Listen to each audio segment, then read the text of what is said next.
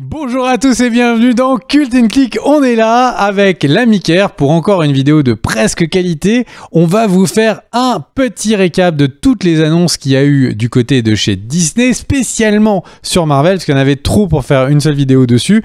Et donc on a essayé de vous synthétiser un peu où est-ce qu'on en est dans le planning et dans les annonces de Marvel. Alors, tu es là avec moi, mon cher Kerr. Bonjour à toi. Salut à tous. Merci d'amener ta bonne humeur et ton enjaillement comme toujours. Et on va donc commencer par le planning donc, de 2021. Et par quoi cela va commencer, mon cher Kerr?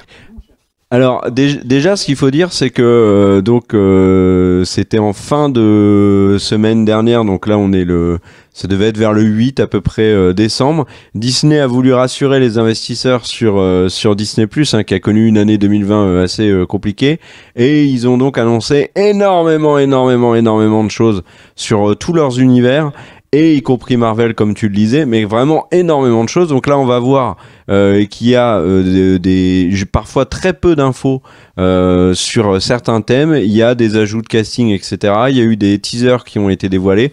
Et il y a surtout un nouveau planning avec des nouvelles dates et aussi des séries et des films qui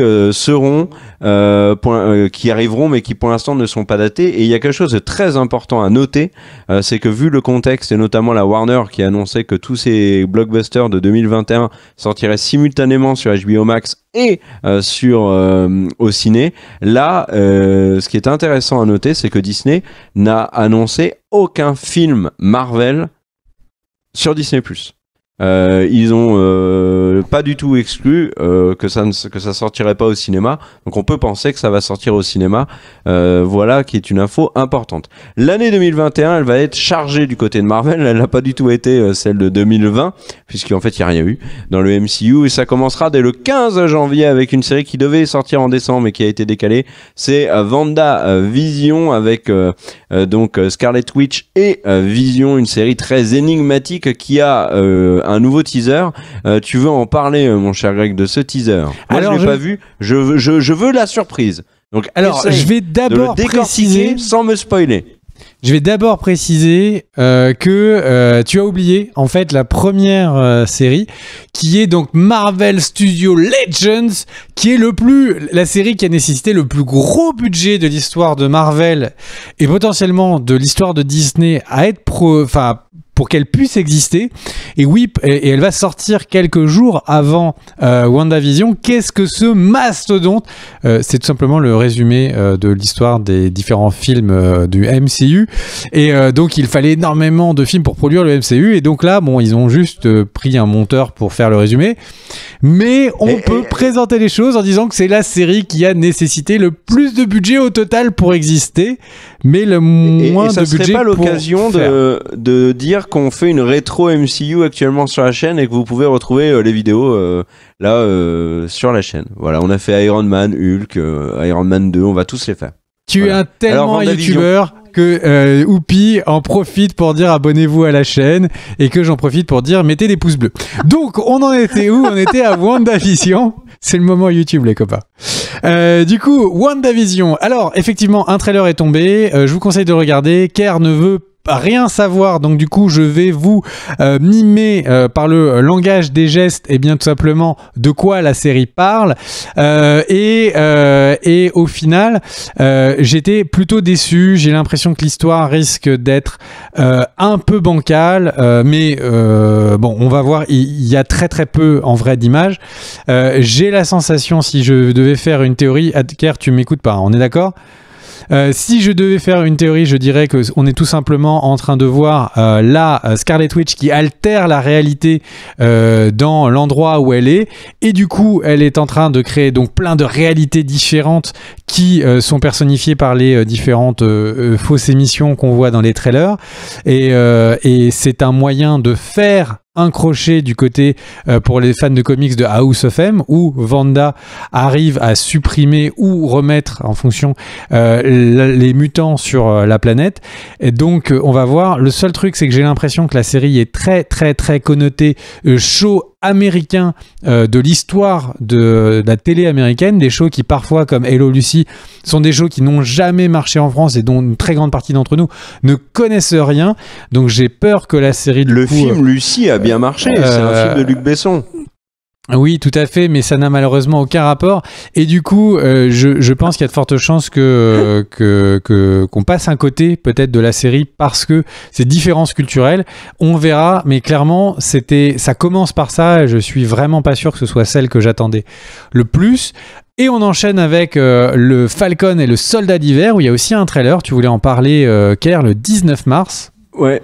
19 mars, hein, donc il y a assez peu de temps entre les deux séries, en sachant qu'il y aura un épisode par semaine, donc quand WandaVision va se terminer, ils vont enchaîner avec celle qui devait être la première série du MCU et qui devait entamer la phase 4 d'ailleurs du MCU. Et moi j'ai été très étonné par le trailer parce que on est d'accord qu'à la fin de Endgame, alors si vous n'avez pas vu Endgame, je vais vous massacrer le film, vous n'aurez plus jamais envie de le voir. Et ben Captain America donne son bouclier au Faucon, et en fait le truc qui manque complètement dans ce premier teaser, mais c'est la probablement pas de la série, hein.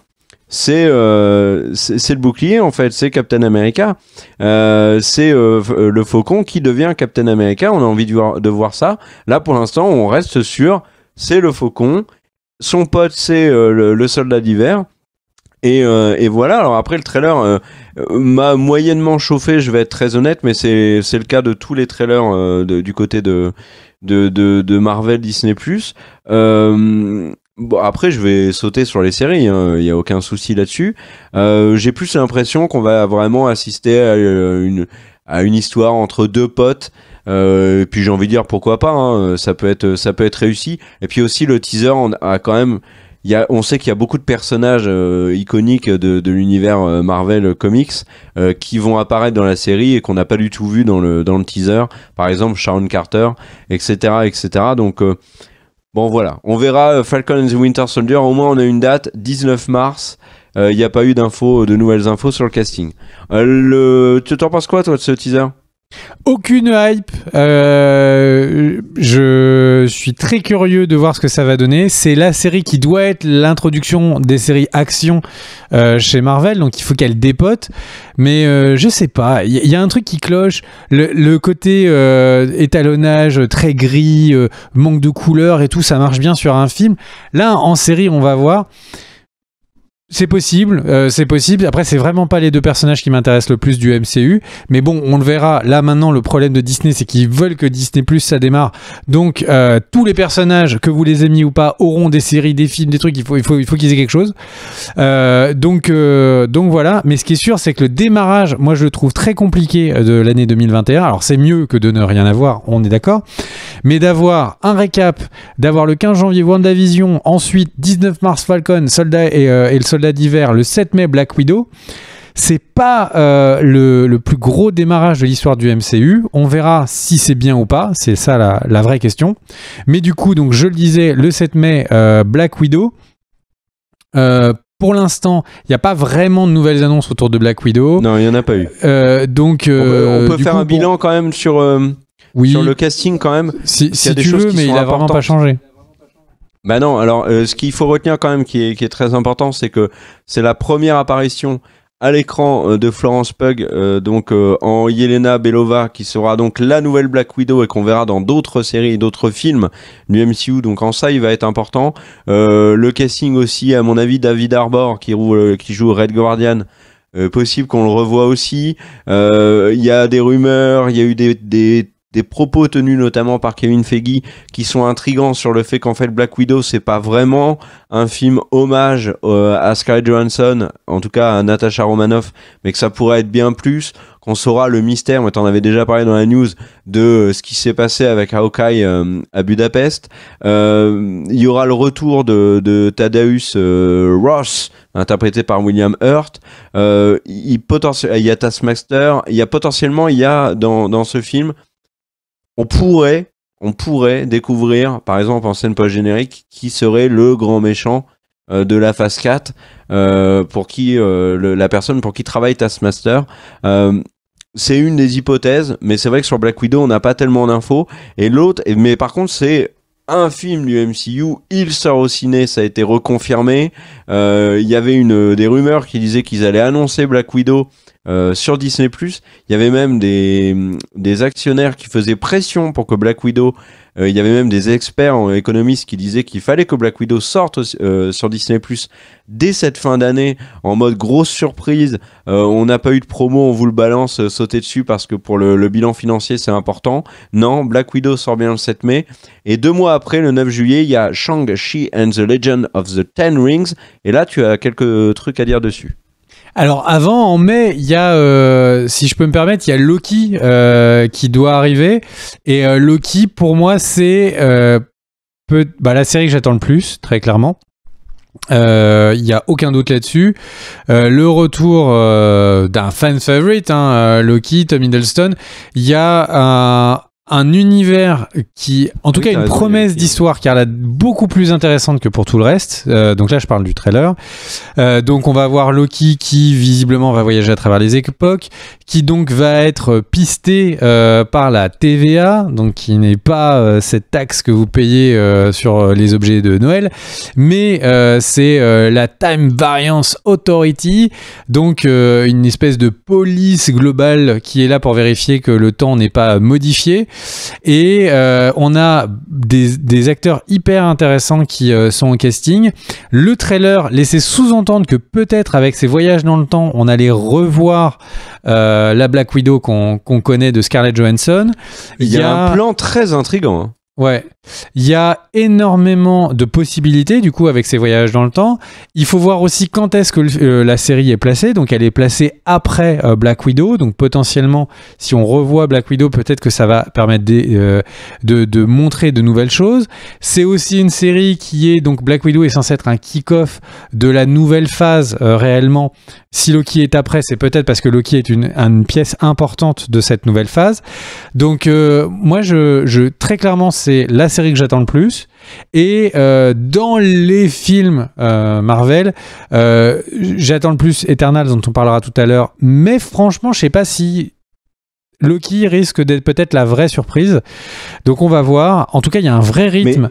Il y a des vrais acteurs. Il y a l'air d'avoir des vraies possibilités, en tout cas dans l'univers qui est développé. Donc Loki, que j'attends énormément. Alors moi, sur Loki, il y a un truc que je trouve intéressant, c'est que comme il le montre bien dans le teaser, c'est le Loki qui s'évade dans Endgame, donc c'est dans une autre dimension. Donc en fait, ils peuvent se permettre absolument tout. Tu parlais d'acteurs. Moi, je salue la présence de l'actrice Gugu Mbatha-Raw qu'on a vu notamment récemment dans The Morning Show, mais qui est une excellente actrice et qui aura un grand rôle. Et surtout, le teaser, il y a Owen Wilson qui est vieilli. J'étais scié, j'avais jamais vu Owen Wilson comme ça. Mais voilà, Loki, moi j'ai confiance parce que Tom Hiddleston n'a jamais déçu en Loki. Tom Hiddleston est un super acteur. Donc voilà Loki. Alors passons maintenant donc au 9 juillet avec Shang-Chi. Qu'est-ce que tu veux rajouter dessus ? Alors, Shang-Chi, il n'y a pas grand-chose qu'on peut dire, ce qu'on n'a pas déjà dit. Alors, je vais résumer un peu les infos. Shang-Chi, c'est un héros qui est beaucoup moins puissant que les autres. C'est un spécialiste des arts martiaux. C'est un film qui a clairement été fait par Marvel pour aller chercher le marché chinois qu'il dragouille depuis très longtemps. Le marché chinois est très très important pour Disney. Du coup, c'est le premier super-héros à l'image de manière aussi importante asiatique, d'origine asiatique. Et donc, il y a Simu Liu qui va faire donc Shang-Chi, mais il y a Tommy Leung qui va faire Wenwu. Alors, Wenwu, c'est une manière assez sympathique de dire qu'en fait, ça risque d'être le mandarin, donc le fameux vrai-faux mandarin qu'on a pu voir dans Iron Man 3 si je me trompe pas. Et ben là on va voir le vrai mandarin qui existe vraiment de l'univers Marvel, qui est un méchant qui est assez important, et surtout que le film est appelé Shang-Chi de la légende des 10 anneaux, et donc non, ce n'est pas un clin d'œil à l'univers de Bilbon et du Hobbit, c'est tout simplement les 10 anneaux, les 10 bagues que porte donc le mandarin, qui lui donne des pouvoirs qui sont issus de technologies extraterrestres. Je ne vais pas rentrer trop dans les détails, je résume beaucoup. Et donc, on verra Shang-Chi qui sera là pour l'affronter. Il y a du coup pour la suite il y a donc l'été, et l'été il y a quelque chose que tu apprécies énormément. Qu'est-ce que c'est, mon cher Kerr? Ah oui, c'est peut-être le projet Marvel qui me chauffe le plus, et quand je dis peut-être, c'est sûr, c'est même celui-là. C'est la série animée What If, qui vous proposera quoi? Eh ben, de suivre en fait avec le personnage du Atout, qui est un gardien, une entité cosmique qui est apparue dans les 4 Fantastiques, et qui est ici doublé par Jeffrey Wright, donc qui est Bernard dans Westworld. En fait, ce personnage-là va observer le monde du MCU, mais si les événements s'étaient déroulés de manière différente. Par exemple, on le voit dans le petit teaser qui a été diffusé. Par exemple, on a Yondu qui vient non pas chercher Star-Lord, mais qui vient chercher Black Panther, donc T'Challa, et qu'est-ce que T'Challa serait devenu s'il avait été un des gardiens de la galaxie. On a aussi par exemple l'agent Carter qui décide de prendre le sérum de Captain America, et c'est elle qui devient Captain America. Il y a plein d'histoires ils vont changer plein d'histoires de l'univers Marvel. Au niveau du casting vocal, il y a absolument tout le monde du MCU qui est là, puisque même Scarlett Johansson par exemple va doubler Black Widow, alors que donc du coup au niveau du contrat, on sait qu'il y avait des problèmes, hein. Robert Downey Jr. va doubler également Iron Man. Enfin il y a plein, il y a tout le monde, et il y a plein de choses qui vont être à mon avis très intéressantes dans What If. Je pense que chaque épisode ça va valoir son pesant de cacahuètes, et dans les épisodes il y a l'adaptation, ce qui pour moi aurait mérité une série. C'est un peu dommage de le mettre dans What If, mais il y a l'adaptation d'un comics qui est très étrange dans l'univers Marvel, mais qui est absolument génial, et qui est Marvel Zombie, puisqu'en fait donc il y a je crois que c'est Nova qui arrive sur Terre avec sur lui un virus qui transforme absolument tout le monde en zombie, y compris les super-héros, et on a une image dans le trailer, dans le teaser, avec Captain America qui est un zombie, le soldat de l'hiver qui n'en est pas un, et qui renvoie le bouclier de Captain America. Si vous n'avez jamais lu les comics Marvel Zombie, sautez dessus, c'est génial. Il y a même un comics avec Ash de Devil Dead. Donc voilà, What If, on n'a pas de date précise, juste pour l'instant annonce sur l'été. Et tu veux dire un truc là-dessus, ou on passe directement à l'automne? Moi je veux dire un truc, c'est qu'ils sont assez malins Marvel, ils se sont ouverts les portes parce que le narrateur dit que c'est un multivers de possibilités, ce qui veut dire que s'il y avait un de ces univers qui plaisait, eh ben je pense qu'on pourrait le voir apparaître en série, en film, que sais-je, vu que maintenant ils se sont ouverts les possibilités du multivers et des différentes timelines. Et c'est beau, hein? Tu trouves pas ça beau visuellement? Moi je le trouve très beau, hein. Ouais, moi je sais pas trop mon goût. Moi ça m'a fait penser à Scanner Darkly ou un truc comme ça, qui était un des films qui avait fait je suis fatigué, le nom de l'acteur de Iron Man et de moi, Robert Downey Jr. un des premiers films qu'il avait fait en motion capture, où le film était entièrement refait en rotoscopie, et j'avais pas du tout aimé le look de ce film, et c'est quasiment la même techno le même look qu'ils ont donné de cel shading adapté. Du coup, on va enchaîner en automne avec la série Miss Marvel.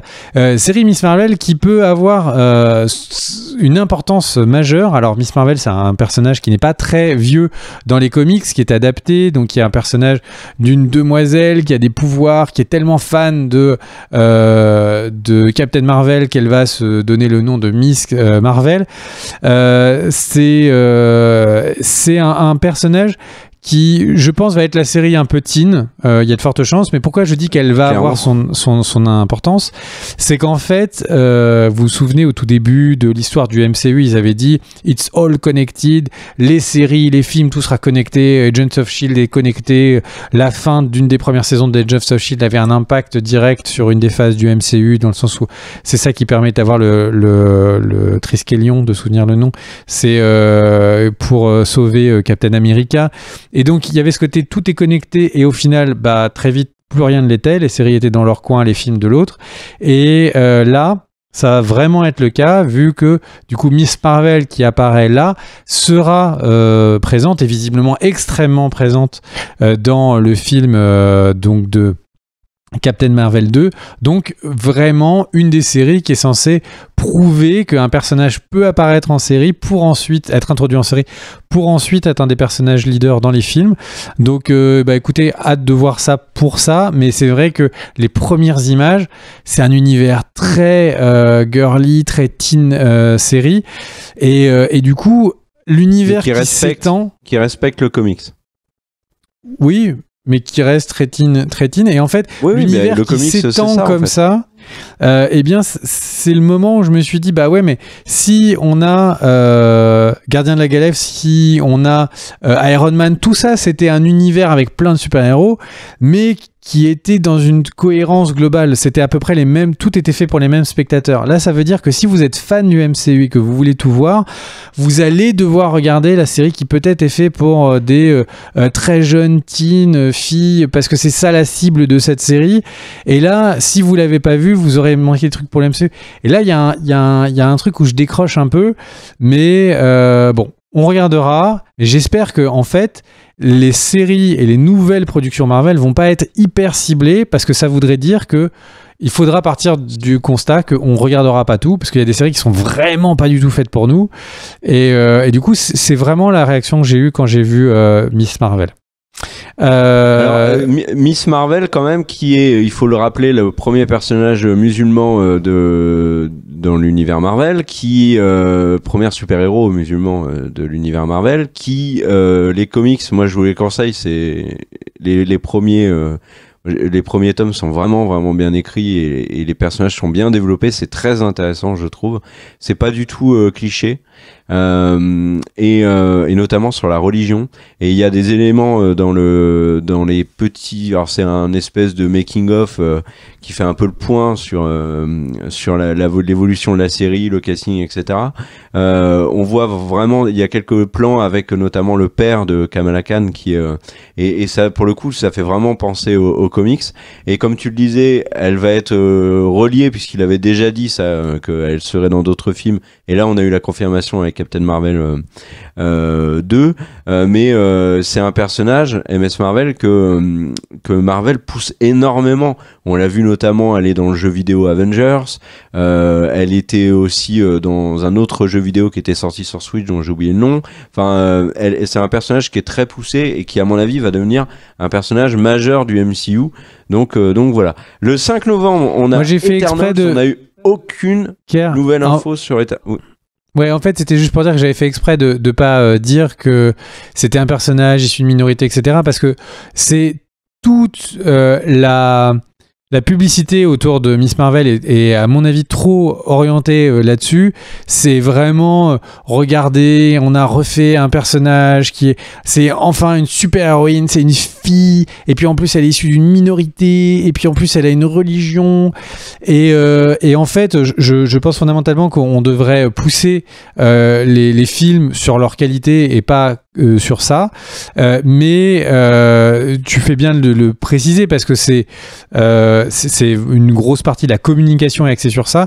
J'espère juste, encore une fois pour relouper avec ce que je disais tout à l'heure, que cette série n'est pas la première d'une longue succession d'autres séries qui seront faites que pour plaire à des démographies et pas pour être des bonnes séries. Voilà, donc j'ai hâte de voir ce qu'elle est. J'espère que ce sera une bonne série à part. Si c'est une bonne série qui est faite juste pour un segment de filles, teen, etc., bon bah dommage pour moi.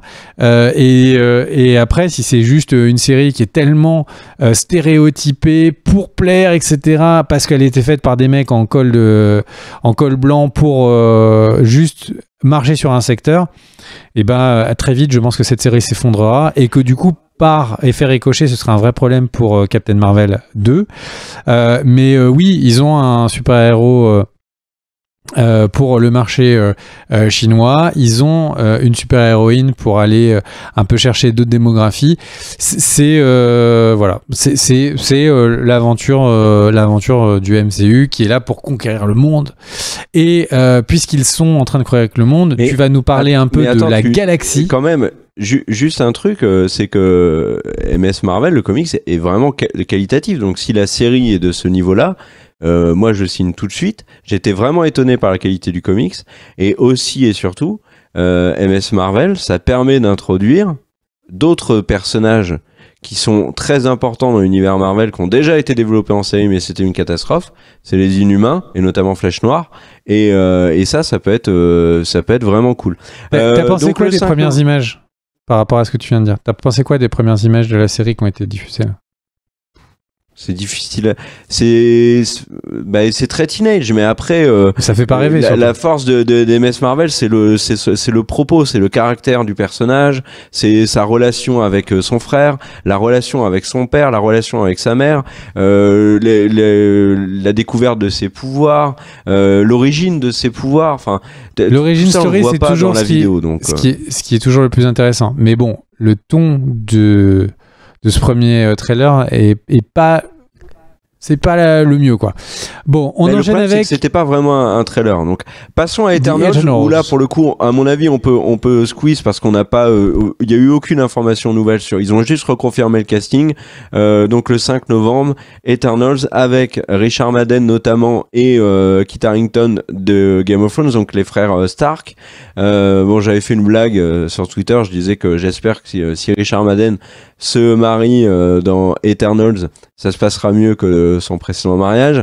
Mais moi, j'ai vraiment envie de parler d'un autre film qui sort un mois plus tard, qui est fait avec Sony et avec Marvel, qui est Spider-Man 3 et qui fait énormément parler parce qu'il y a des rumeurs dans tous les sens, des rumeurs bien évidemment autour du fameux multiverse, puisque là, on a la confirmation. Alors, ça n'a pas été annoncé au moment du Disney Investor Day, ça a été annoncé un petit peu quelques jours avant.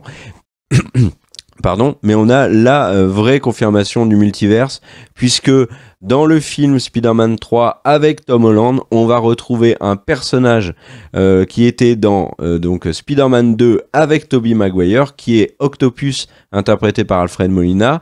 Il y avait des rumeurs plus qu'insistantes sur la présence de Jamie Foxx, qui lui est dans l'univers de Spider-Man d'Andrew Garfield en électro. Ça n'a pas été confirmé, mais ça a été très très insistant. On a Benedict Cumberbatch, Doctor Strange, qui va être le nouveau mentor, on en avait déjà parlé, et qui lui, pour le coup, en multivers, c'est plutôt calé. Et là, il y a des rumeurs dans tous les sens. Il y a eu des rumeurs ces derniers temps sur le retour de Kristen Dunst et de Emma Watson. Non, pas du tout Emma Watson, d'Emma Stone dans le film. Andrew Garfield, Tobey Maguire, il y a eu la toile s'est enflammée sur un possible leak d'un teaser où on voit Tom Holland, Tobey Maguire et Andrew Garfield ensemble. Donc là, Spider-Man 3 met les pieds dans le multiverse, et moi, donc ils essayent de faire un espèce de Avengers du côté de Spider-Man. J'ai envie de dire pourquoi pas, mais moi je vais te donner mon avis. J'ai pas envie parce que en fait on a Into the Spider-Verse qui vient de mettre les pieds dans le multiverse et qui l'a fait avec énormément de brio, qui a commencé à travailler là-dessus, qui en est vraiment aux prémices, et directement le MCU saute aussi là-dessus et va faire son propre multiverse, alors qu'il y a des suites prévues à Into the Spider-Verse. T'en penses quoi, toi ? Comme toujours en fait, si c'est bien fait, très content de voir ça. Après, le problème c'est que les derniers Spider-Man, moi je les ai pas trouvés fous. Homecoming était sympa, mais le deuxième je l'ai vraiment trouvé nul. Donc d'avoir un truc aussi ambitieux que d'aller ramener plusieurs Spider-Man puis surtout le Spider-Man de Tobey Maguire, il a une vraie patte. Il y a un vrai réalisateur, Sam Raimi, derrière, qui a donné une vraie couleur, un vrai rythme et tout. Je suis vraiment curieux de savoir qu'est-ce qu'ils vont réussir à faire avec ça, mais peut-être ce sera bien, peut-être que ce sera trop ambitieux pour les épaules de Sony, mais c'est sûr que pour l'instant, je sais que c'est un gros carton, mais j'ai pas du tout aimé Venom. Donc cette branche Sony Pictures qui travaille sur les super-héros, moi je suis pas particulièrement convaincu. Donc on va voir ce qu'ils vont nous montrer, parce que surtout faut rappeler que avant d'arriver à Homecoming, il y avait vraiment une situation d'échec avec cette même équipe sur du coup les Amazing Spider-Man avec Andrew Garfield. Donc on verra. Même si je sais que quand je parle d'échec, c'est un échec critique publiquement, enfin en termes de revenus, le film est rentré dans les clous. Mais bon, en tout cas, ce qui est sûr, c'est que je suis très curieux de voir ce que ça va donner. Après, Andrew Garfield a prouvé qu'il savait être un bon acteur par la suite, Tobey Maguire aussi. Il y a quand même de bonnes choses. Ça fera plaisir à tout le monde de les voir pendant quelques instants. Bon, on verra. Moi, il y a quand même un truc qui me m'étonne sur ce Spider-Man 3, c'est que ça a l'air d'être potentiellement, tu vois, après Endgame, ça va être le très très gros film de Marvel. Et il est fait avec Sony. Et là, Sony vient de vendre les droits de Homecoming, par exemple, à Netflix. Pour, tu sais, juste la diffusion, en fait, sur Netflix et pas sur Disney+. Donc, je suis un peu étonné que Disney développe autant le Spider-Man dans la collaboration avec Sony. Donc voilà. Bon, on a fini avec 2021. Je pense qu'ils sont un peu obligés. Oui, oui, je pense, bien sûr. Mais il y a eu le fameux divorce qui n'en était pas un, tout était mis en scène.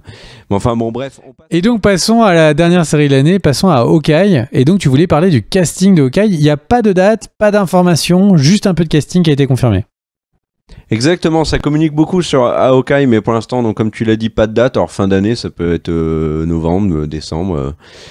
Probablement décembre. Ça va dépendre aussi de la diffusion de The Mandalorian saison 3 d'ailleurs, même si maintenant on peut s'attendre quand même à ce qu'il y ait deux grosses séries simultanément sur Disney+. Au niveau du casting, Hailey Steinfeld, on le savait, va jouer Kate Bishop, donc qui est un personnage extrêmement important dans les comics Marvel. Vera Farmiga, qu'on a vu notamment dans Conjuring, devrait jouer sa mère. Zach McLaren, qui jouait dans Westworld, c'était l'Indien. Dans Westworld, il était excellent dans Westworld, saison 2 notamment, sera un personnage aussi de la série. Et il y a Alana Cox qui jouera le personnage de Maya Lopez, qui est aussi un personnage de comics. Et la vraie grosse info, c'est que Florence Pugh, donc la nouvelle Black Widow, est également dans Hawkeye avec Jeremy Renner. Alors il y avait plein de rumeurs autour de Hawkeye, on aura l'occasion d'en reparler, que notamment ça permettrait d'introduire de nouveaux potentiels Avengers. Donc voilà pour Hawkeye qui clôture l'année 2021. Et du coup on va passer à l'année 2022 et on va aller un petit peu plus vite avec le premier film de l'année 2022 qui est Doctor Strange 2. Et moi alors avant que tu en parles, juste une info casting. Rachel McAdams a été confirmée sur le retour, elle qui était déjà dans Doctor Strange 1 c'est un peu une surprise parce que il y avait quand même pas mal de rumeurs qui disaient qu'elle ne revenait pas. On avait d'ailleurs fait une news pour dire qu'elle ne revenait pas. Finalement, elle revient. Elle rejoint notamment She Wetale Geoforce, ça tu l'avais déjà dit dans une news précédente. Et aussi Elizabeth Olsen qui joue donc Scarlet Witch. Et moi, je voudrais juste rappeler un truc quand même, c'est que le réalisateur, Scott Derrickson, qui avait présenté Doctor Strange 2 comme un film d'horreur, a été viré. Et il a été remplacé par Sam Raimi. Qu'est-ce que t'en attends de ce truc, notamment des liens avec ce qui a été diffusé avant ?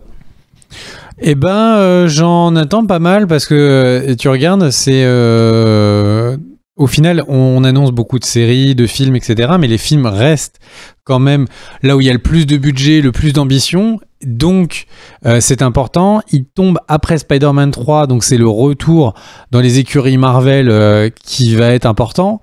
Et c'est l'ouverture de l'année 2022. Moi, je pense qu'il y a beaucoup d'ambition dessus. C'est la possibilité, encore une fois, d'aller travailler le multiverse. J'espère qu'ils vont pas se paumer là-dedans.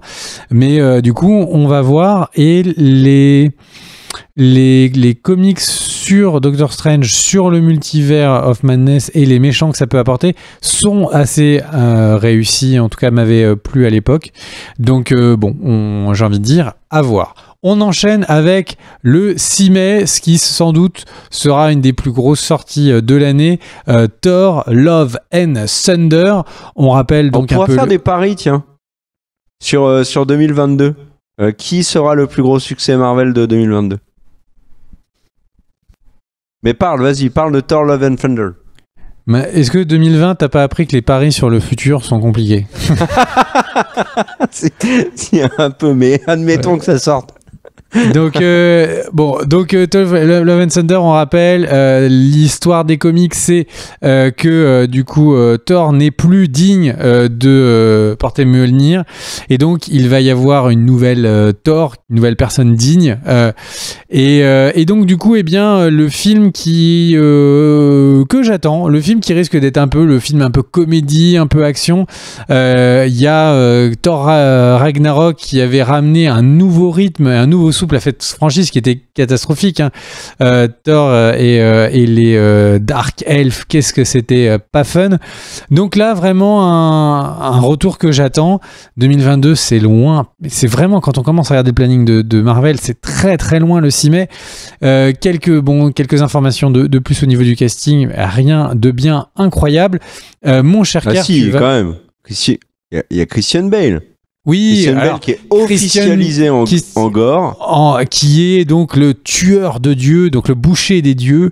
Ouais, j'ai hâte de voir avec ça. Mais en fait, pourquoi est-ce que je dis pas très intéressant ce casting ? C'est parce que, en fait, l'équipe qui est sur Thor et fortiori Waititi, le réalisateur, s'amuse en permanence à nous faire des images pour nous piéger. Souvenez-vous que Thor Ragnarok, les moments où donc du coup Hela détruisait le Mjolnir, en fait étaient dans le trailer, ils étaient dans les rues de New York. En fait, c'était pas du tout le cas, ils étaient sur les bords d'une colline.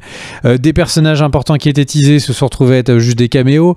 Donc en fait, Thor Love and Thunder, il pourrait nous annoncer que Superman fait partie du film, que je le prendrais avec un flex vraiment hyper tranquille. Tout est possible, et peut-être qu'en fait ça apparaîtra que 2 secondes, ou peut-être que ce sera l'intrigue principale. Ils ne sont là que pour nous prendre à revers, donc on verra ce que l'acteur qui jouait le meilleur des Batman fait dans le MCU. Bon, voilà. George Clooney, il est pas dans Thor. Et Val Kilmer. C'était Val Kilmer dont je parle. Alors, du coup, au niveau du casting également, Tessa Thompson est reconfirmée en Valkyrie. Jamie Alexander reviendra en Lady Sif et elle sera également dans la série Loki d'ailleurs, ça a été annoncé. Et puis voilà, et c'est Nathalie Portman qui reprend bien évidemment le marteau Mjolnir, mais ça on le savait déjà. Donc en effet, Taika Waititi, le réalisateur de Ragnarok, est de nouveau devant la caméra. Il a réalisé notamment l'excellent Jojo Rabbit, que je vous conseille de regarder chaudement, qui est sorti en début d'année 2020. C'est un des rares films sortis au cinéma en 2020. Et du coup, on va enchaîner avec l'autre mastodonte de Marvel en 2022. Il est prévu pour le 8 juillet, c'est Black Panther 2, avec une annonce qui n'est pas une surprise, mais qui est une grosse annonce. Mon cher Greg, c'est laquelle ? Les annonces, c'est évidemment donc pour l'instant, ça risque d'être un Black Panther sans Black Panther, comme Marvel a annoncé que Chadwick Boseman, qui interprétait Black Panther, il ne voulait pas qu'il soit recasté, enfin que Black Panther soit recasté par hommage. Et par contre, ils ont expliqué que Shuri allait, donc la sœur de Black Panther dans les films, allait sans doute avoir un rôle plus important. Donc on peut imaginer qu'elle reprend le manteau, mais d'une manière différente. On va voir comment ils vont se passer, mais ça risque d'être un film assez étonnant d'un Black Panther 2, mais qui n'a pas de Black Panther. Voilà. Quand tu me posais la question de quels étaient mes paris sur l'année, eh bien, pour moi, la plus grosse inconnue, c'est ce Black Panther, parce que ça a été le carton intersidéral. Ça va être un carton monumental. Le premier. Et du coup, est-ce que ce deuxième, dans ces conditions si particulières, sera aussi fort que ça ? Alors, une autre série qui sont les Fast and Furious avait également perdu un de leurs acteurs principaux, et la série avait explosé encore plus qu'avant sur le film Hommage qui avait suivi. On va voir ce que ça donne, mais le Black Panther qui pour moi est le plus gros point d'interrogation. Ouais, mon avis quand même, c'est que alors pour moi je pense que Black Panther 2 va être un énorme carton, parce que les gens vont vouloir aller le voir pour voir comment est abordé l'hommage à Chadwick Boseman dans le film, comme ça l'avait été sur Fast and Furious 7 avec Paul Walker. Donc ça, c'est une évidence. Je pense qu'on va tous avoir envie de voir aussi comment ils vont traiter l'absence de Black Panther dans le film. donc le film va cartonner. Par contre, il y a un truc qui m'étonne quand même beaucoup, c'est le planning. C'est-à-dire que le film qui a la date la plus forte de sortie de l'année dans le MCU en 2022, c'est Thor, le 6 mai. Alors que début juillet, c'est une bonne période, hein, on l'a vu notamment Far From Home a dépassé le milliard avec cette date-là, Toy Story 4 aussi, mais c'est pas le meilleur moment de l'année. Mais je pense que Black Panther 2 a les armes vraiment pour pourquoi pas devenir le film du MCU hors Avengers, plus gros succès au box-office. Après, c'est extrêmement compliqué de reparler de box-office parce que 2022, on n'y est pas du tout. Et on ne sait pas encore s'il y aura beaucoup de multiplex américains qui seront encore debout. On ne sait pas si les films seront en sortie simultanée sur plateforme et ciné. On n'en sait rien du tout. Si on part juste sur la situation qu'on avait avant le Covid, j'aurais parié ça. Le film suivant, c'est le 11 novembre et c'est Captain Marvel 2. Tu as déjà dit donc Kamala Khan, MS Marvel, sera dans le film. On n'a pas d'autres infos hein, sur le film. Tu veux dire quoi, toi, le sous-titre du film, donc Captain Marvel 2, le potentiel four. Si on devait faire le top des films... Non, c'est pas vraiment son sous-titre. C'est le petit sous-titre que je lui donne. Le truc, c'est que très concrètement, tu me demandais lequel allait le plus marcher. Pour l'instant, sur les bases actuelles, on verra si Kamala Khan est donc Miss Marvel est une super série. Très fondamentalement, c'est celui qui est parti pour être le bid, ou en tout cas le film qui va le moins marcher. Beaucoup de problèmes de débat autour de Captain Marvel 1. Le personnage n'est vraiment pas apprécié. L'actrice qui dit assez ouvertement du mal d'autres de ses collègues. Enfin, un personnage dont on ne sait pas si elle va jouer le personnage qu'elle a joué quand elle a fait Endgame. Endgame, ou si c'est celui... Parce que le personnage a été retravaillé, a été réécrit entre Endgame et Captain Marvel 1. Donc, quel Danvers on va voir, c'est une belle surprise. Donc voilà, franchement, j'en attends rien. Si ça peut être un bon film, ce serait déjà bien. Mais le film qui part le plus durement. Et je donne plus de points. Oui. Attends, il y a quand même quelque chose qui est intéressant sur Captain Marvel 2, juste en termes de succès ou pas. Et là, bien évidemment, on remet dans un contexte où tous les ciné fonctionnent. C'est que Captain Marvel, premier du nom, a très bien marché au cinéma, mais c'est aussi, c'est logique hein, de dire ça, c'était parce qu'il était coincé entre Infinity War, teasé dans Infinity War, et qu'il était avant Endgame, et qu'il fallait globalement avoir vu Captain Marvel pour vraiment profiter de Endgame. Donc, mais moi, Brie Larson, je l'adore. Le film en lui-même, je l'ai revu d'ailleurs il n'y a pas très longtemps. Il est très sympathique. Il est nul. Moi, je vais aller le voir avec grand plaisir. Hein. Ah bah, on n'est pas du même avis. Moi, je l'ai vraiment trouvé ennuyant. Le film le plus soporifique. C'est le seul film, si je me fais une rétro de tous les Marvel, c'est le seul film que j'ai pas envie de revoir. Et c'est pour en dire du bien. Du coup, on enchaîne avec la peut-être petite surprise sympathique qui donc sera un film, mais qui est déjà annoncé comme étant à destination de Disney+ exclusivement. C'est Les Gardiens de la Galaxie. C'est un petit film court. Voilà, qui est à destination donc de Noël et des fêtes, et donc c'est Les Gardiens de la Galaxie, l'épisode de Noël spécial. Donc ça a l'air d'être donc les épisodes spéciaux généralement sont plutôt des comédies, ce qui marche bien avec Les Gardiens de la Galaxie. James Gunn sera à l'écriture et au scénario, puisqu'il aura terminé ses productions pour DC à ce moment-là. Et moi, je me dis, personne n'en attend rien. C'est une petite chips qui va arriver. Il est tourné et produit dans la foulée du film qui va arriver après, des vrais Gardiens de la Galaxie volume 3. Donc, les moyens de production ne devraient pas être déconnants. Donc, une petite chips qui devrait être sympathique et arriver vite. Je placerai que aux alentours, on est censé avoir la série qui n'a aucune date, série animée de I Am Groot, donc sur Groot, mais pas d'infos, donc à confirmer, mais il a été... Alors attention, on sait même pas si c'est une série animée. Hein. Oui. Tout à fait. C'est ça qui est très étonnant, c'est qu'on n'a tellement pas d'infos qu'on ne sait pas si c'est une série avec en live ou une série animée. La seule chose qu'on sait, c'est que c'est à destination du jeune public, comme il y a sur Fourchette dans Toy Story, comme il y aura plein d'autres séries sur Disney+ pour les enfants.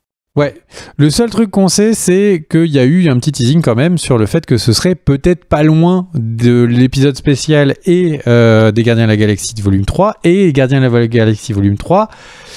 C'est en 2023, pas de date confirmée, c'est supposé être early 2023, mais donc début 2023.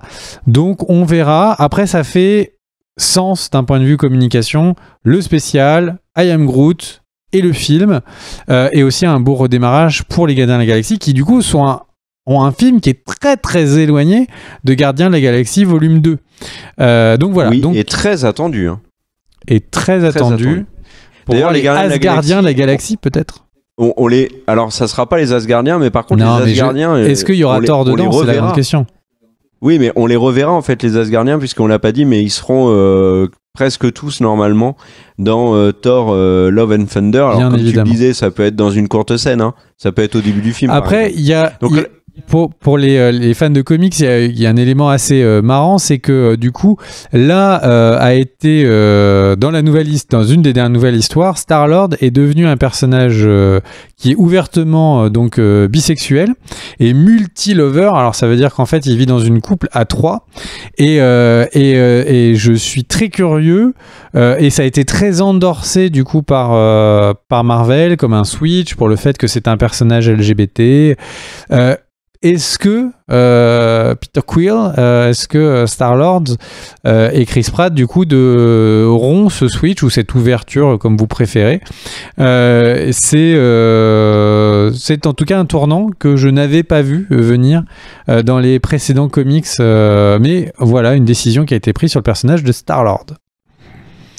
Alors, sur 2023 maintenant, on va faire... Là, je te propose, je vais citer les projets qui devraient arriver soit 2022, soit 2023, qui n'ont pas de nouvelles infos. Je parle de She-Hulk et toi, mon cher Greg, tu termines avec les nouvelles séries qui ont été annoncées. Il y a des trucs vraiment cool. Très vite, juste sur 2023, sachez que normalement, il devrait y avoir 4 films, peut-être 5. En fait, il y a 4 dates qui ont été bloquées. Février, mai, juillet, novembre.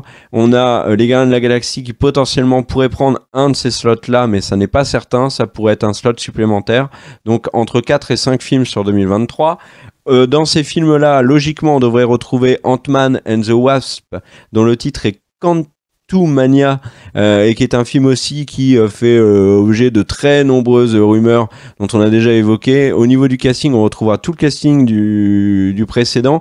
Ils ont juste recassé la fille donc de Ant-Man, donc Cassie Lang, qui est donc c'est une nouvelle actrice.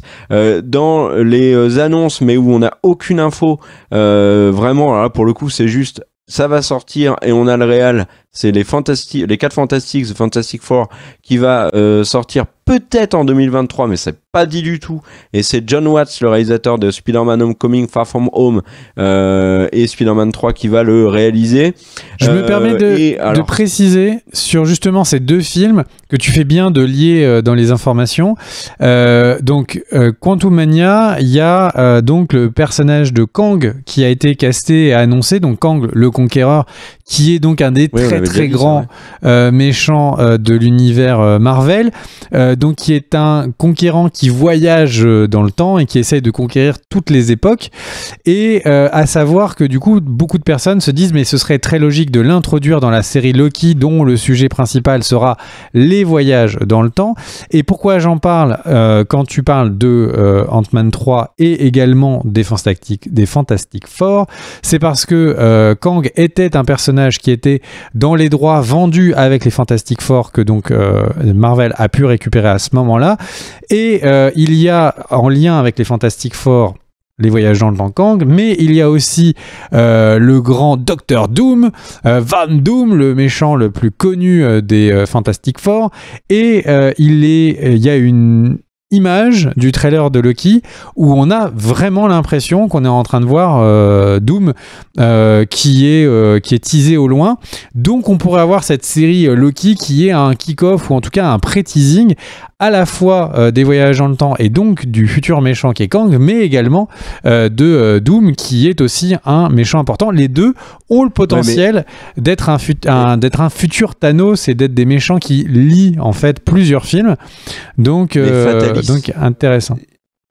Fatalis qui apparaîtrait dans Loki, ça voudrait dire qu'ils ont tourné Loki avec un énorme acteur pour jouer Fatalis et ça n'a pas fuité? Parce que Fatalis sera forcément joué par... l'avantage de Fatalis, c'est qu'il a un masque. Et donc, on peut tourner les scènes et raison, prendre on peut le voir sans... une voix ou de juste le teaser. Je rappelle que les premières fois où on avait vu Thanos, le rôle n'était pas bien grand. C'était pas Josh Brolin. Et c'était pas Josh Brolin. Ouais, donc, pas Brolin. Du coup, j'ai envie de dire, beaucoup de possibilités. Peut-être que ce sont des rêves de fou, mais tout étant mis en production sur l'année prochaine, ce serait pas déconnant. Ouais, non, je suis d'accord avec toi. Je continue rapidement sur 2023 et là où on n'a pas de neuf, Deadpool 3 potentiellement MCU, mais on n'en est pas du tout certain. Ça pourrait rester tout simplement un film à part. Je rappelle, enfin on l'a pas dit, mais Disney va dans le monde, un peu moins aux États-Unis parce qu'ils gardent Hulu, mais il va y avoir une section sur Disney+ partout, hein, même aux États-Unis, qui s'appelle Star et qui va du coup faire augmenter le tarif de $2 et 2€, où il y aura tous les films R-rated, donc il pourra y avoir donc Deadpool 3 dessus. Blade sera également dessus, potentiellement il sort en 2023, on n'a aucune nouvelle info dessus.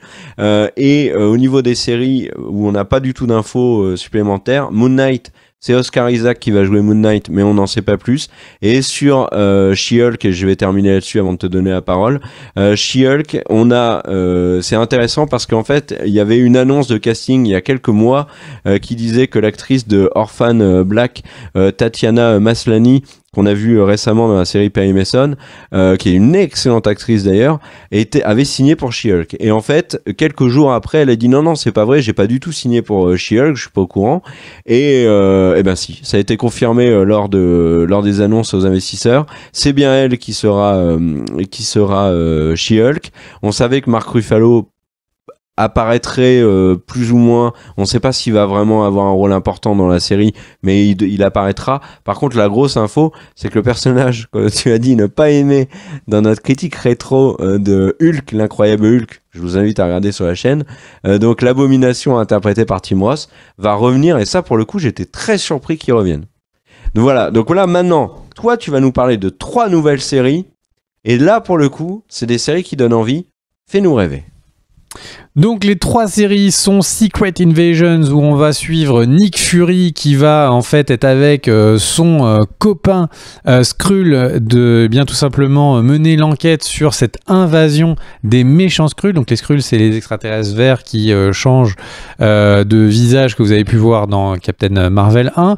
Et en fait, donc c'est un arc des comics qui n'est pas très vieux, qui date de 2008, où en gros il y avait une investigation entre qui étaient les humains sur Terre qui étaient des Skrulls infiltrés, qui étaient des super-héros qui en fait étaient des Skrulls, et parce qu'il y a cette guerre sur la planète Terre cachée entre les Skrulls et les Kree. Les Kree, c'est ceux qui sont les bleus dans les films Marvel, et donc du coup vraiment on joue sur la paranoïa, tout le monde peut être un infiltré. Une série, un arc qui est très important dans les comics, ou en tout cas qui a eu un vrai écho. Étonnant qu'il le traite comme ça aussi vite fait dans une série, potentiellement une série qui aura beaucoup d'impact, parce que dans les Secret Invasions il y avait eu des héros importants qui s'étaient avérés être des Skrulls, dont on comprenait les motivations du coup comme ça. Donc une série qui je pense ne faudra pas louper. Une deuxième série qui s'appelle Armor Wars, où on revoit Don Cheadle qui reprend le personnage de Patriot. J'ai complètement oublié le nom de son super-héros. Kerr, merci, aide-moi. War Machine. War Machine, merci. Et donc on revoit Don Cheadle dans cette série qui reprend le rôle du patriote, ou en tout cas de War Machine, et en fait il va tout simplement devoir faire un peu le ménage derrière la mort de Iron Man. C'est lui qui va devoir en fait vivre et polisser des leaks d'armes et des technologies Stark un peu partout sur la planète, et du coup il va devoir bien confronter ça. Pas la série peut-être qui est la plus intéressante, et c'est pour ça que je disais tout à l'heure qu'on a l'impression qu'il y a énormément de tout, juste le fait d'avoir été dans le MCU donne le droit à voir sa série. On verra, l'acteur principal est quand même excellent, et on a également Iron Heart qui est donc une série sur un personnage qui n'est pas très vieux dans les comics, qui est donc une jeune demoiselle qui va en fait créer la nouvelle armure technologique la plus moderne depuis celle de Iron Man et de Tony Stark. Kerr me demandait en off si c'était la personne qui allait reprendre le rôle de Tony Stark. Ça, j'ai envie de dire, on verra plus tard, mais en tout cas, c'était dans les équipes de nouveaux Teen Avengers ou de nouveaux types de super-héros. En fait, c'était clairement elle qui reprenait le côté très technologique. Après, pour répondre de manière plus large à cette question, je pense que Mr. Fantastic aura plus facilement le rôle de grand scientifique du MCU. On verra, de toutes les manières, le film n'a pas de date. Et j'ai envie de dire que je vais rajouter une info sur le I Am Groot dont on parlait tout à l'heure. Il y a juste eu les informations que ce serait Groot qui rencontrerait des personnages nouveau et inhabituel. Alors, ça veut tout et rien dire. On peut imaginer, vu que c'était dans Les Gardiens de la Galaxie, revoir Howard le canard, donc il y a un personnage qui marche pas chez nous, mais qui est connu aux États-Unis, ou d'autres personnages un peu moins connus, mais un peu emblématiques des comics. Voilà. On a essayé de résumer en moins de 10 minutes du coup toutes ces informations. J'espère que la mission est gagnée. Si c'est pas le cas, eh bien 7 minutes 12. On est tellement chaud. Merci à tous d'avoir regardé ce documentaire sur lequel vous avez pu passer donc du coup tout le week-end avec nous, toute votre soirée ou toute votre nuit. Merci à tous. Mettez du coup vos écouteurs sur le côté, éteignez votre télé et vous pouvez enfin aller dormir, reprendre une activité normale pour ceux qui sont les plus vieux qui connaissent cette référence. On se retrouve bientôt. Des bisous à toi mon cher Kerr. C'était vraiment une vidéo de presque qualité. À très vite. Ciao, ciao. Elle était chouette.